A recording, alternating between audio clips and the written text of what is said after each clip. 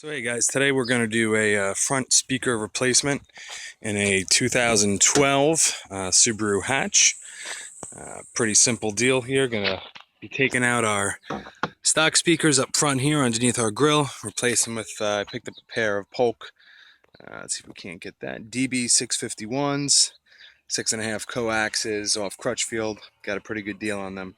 So the first step that you need is to find the hidden screws. So you're going to see there's one behind the handle, the door latch, and one in your handle here on the door with my left hand.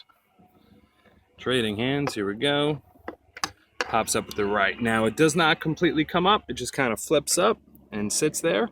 So don't try to yank on it and get it out. Same thing with the one right here. Definitely a righty. Okay. And you're just going to grab a standard Phillips head screwdriver, and I'm going to unscrew the two of them. Okay, so we got both screws out, and now everything else, there are no other screws. Everything else is just on plastic pins. So you want to find a nice spot to go in and get behind the plastic panel. If you run your hand down the inside of the door, you'll actually feel right around the edge of the speaker grill here. The plastic actually comes out a little further than the metal. So it's a nice easy spot. If you have pry tools, go for it. I'm just using a standard flathead screwdriver here. There is nothing on the inside except for the speaker that you're going to be ripping out and taking apart anyway. So this is a good spot to go in. There's nothing that you're going to wreck behind it. I don't even know that I need to use my screwdriver. Nope, I'm just going to pull and pry. Gently going to just slide my hand up. There's one up there. Coming down and around the edge. Use the screwdriver to follow the door here. Grab a couple at a time there. Just running the hand down nice and easy. Remember, you don't want to pull too hard, but you got to apply some pressure. These are plastic tabs, and then there's one on the corner and then one up on the top. Nice and easy. All right. Now, the entire door panel is just going to pull right off and toward you. So right on the top edge here, this is what actually hangs it. So as you lift, you have to get it off the hanger. And there it is. So you'll see you can't put it directly down because your door and your lock latches are connected.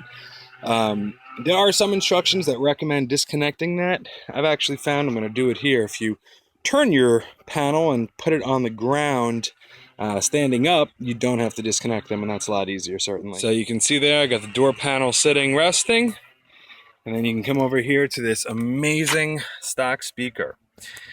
So you'll see this is our direct feed in.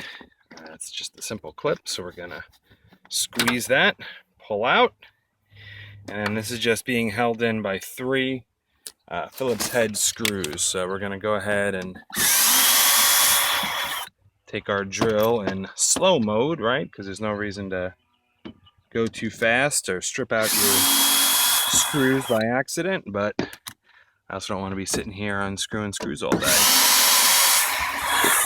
All right, and that is the last one.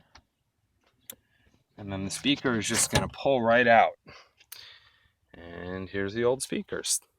Awesome, it's pretty standard stock quality, 4 ohm.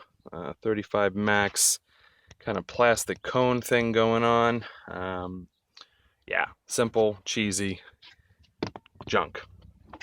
So the DB651s that I got do come with a mounting option. It's a piece of plastic that helps line up the holes with the Subaru configuration here.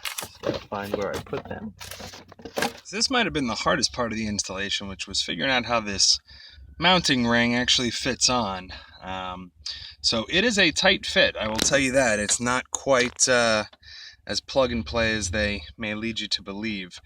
But essentially, this is the configuration, if you want to take a look and maybe line up yours, that fits.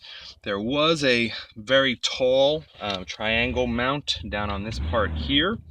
I went ahead and I broke that off because it didn't look like it was going to let my door frame sit on it properly, and it just snaps backwards nice and easily. But this configuration here is the 3 that you want to go with. So let's tighten those up. All right, and then one of the best reasons, of course, to buy from Crutchfield is Crutchfield gives you your stock connector adapters. So this piece here is going to plug right into the stock, and then these 2 leads here are going to sit right nicely on the back of my speaker here.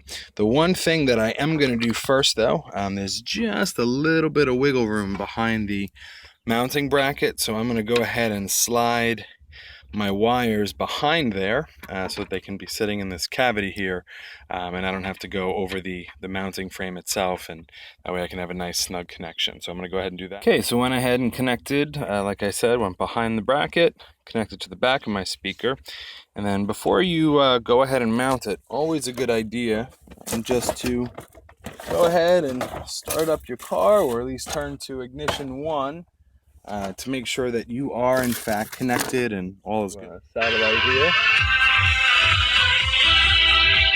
And we've got sound. That's enough. Oh, that's enough of that. Alright, so I'm going to go ahead and mount these onto the bracket there. If you're actually doing the DB651s, you'll see that they come with short screws. I don't know if I can focus on that. It is really sunny out here.